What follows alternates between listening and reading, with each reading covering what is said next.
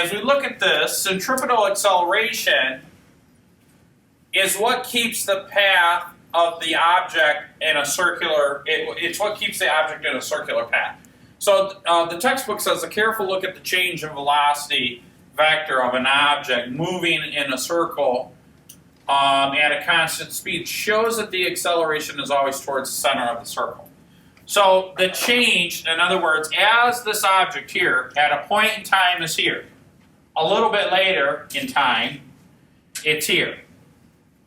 Well, the velocity wants to travel in a straight path, and in circular motion, that straight path is tangential to the circumference of the circle. Now, all that really means is that the velocity vector forms a 90-degree angle with the radius of the circle. Okay, you guys remember that from geometry? So, if I look at the velocity here, and I look at the velocity here, I have a change in velocity. Well, a change in velocity is acceleration. So while the magnitude of the velocity is the same, the direction is different. So if I were to take this velocity, my v sub 1, and break it up into x and y components using sine and cosine, and then compare it to my second velocity and break that up into its x and y components, we would see that there's change in the x and y both. Now, if I took the resultant of the x and y components, I would see that the magnitude was the same, but the direction would be clearly different. So that change in the xy components is the acceleration. The change in velocity is the acceleration. Okay?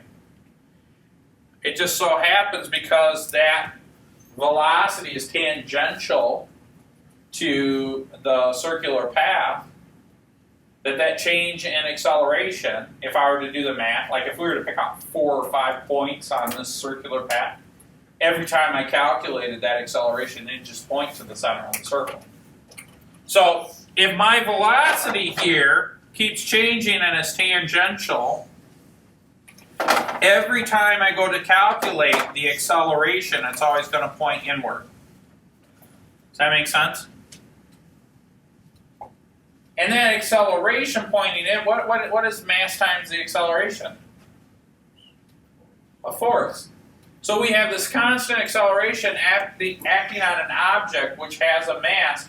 So there's constantly a force that's being applied to an object,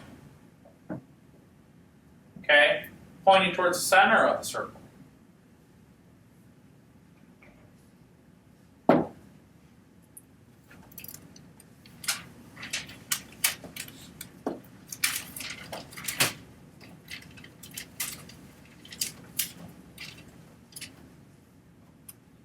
So now when we look at that, we can actually calculate that mathematically.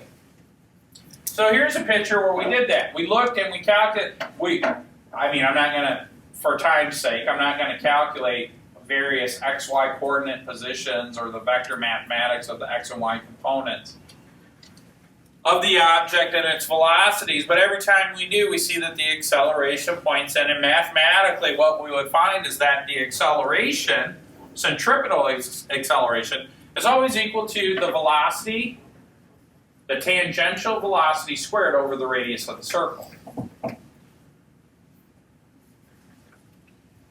And if you remember a day or two ago, we talked about, well, what's the relationship between the velocity, right, and the angular speed, or the angular velocity, and we said that velocity, the tangential velocity, is equal to the radius times the angular velocity. You guys remember that? Was that yesterday or the day before? Okay. So we can there's 2 or 3 ways actually that we can calculate. So the last thing that I want to talk to you about is this mathematical equation. Well, normally, remember Newton's second law of motion?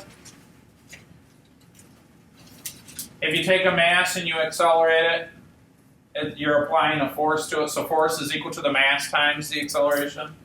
So in centripetal force, we could calculate a centripetal force by taking the mass of the object and multiplying it by that acceleration.